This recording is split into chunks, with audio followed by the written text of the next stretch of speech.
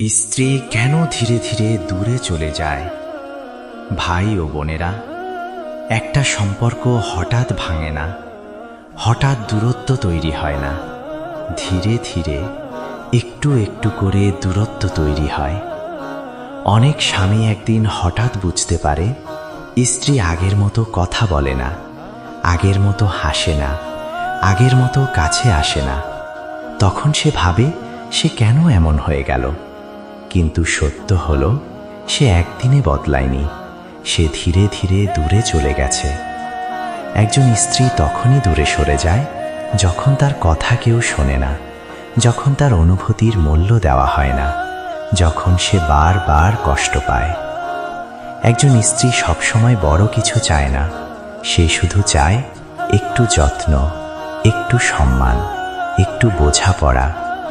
কিন্তু যখন সে দেখে তার কষ্ট কেউ বুঝছে না, তার কথা কেউ শুনছে না, তখন সে চুপ হয়ে যায়। সে ঝগড়া করে না, সে শুধু ধীরে ধীরে দূরে চলে যায়। ইসলাম আমাদের শিখিয়েছে স্বামী স্ত্রী একে অপরের পোশাক, অর্থাৎ একজন আরেকজনকে রক্ষা করবে, সান্ত্বনা দেবে, ভালোবাসা দেবে।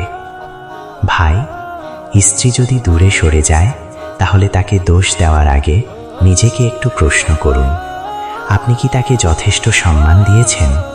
আপনি কি তার কথা শুনেছেন? আর বোনেরা, স্বামীও মানুষ, সে সবসময় সবকিছু বুঝতে পারে না। তাই সম্পর্ক বাঁচাতে কথা বলা দরকার, বোঝার চেষ্টা করা দরকার। মনে রাখবেন, একটি সম্পর্ক ভাঙে বড় কারণে না, ভাঙে ছোট ছোট অবহেলায়। আল্লাহ আমাদের সম্পর্কগুলোকে ভালোবাসা, সম্মান আর রহমতে ভরিয়ে দিন। আমিন।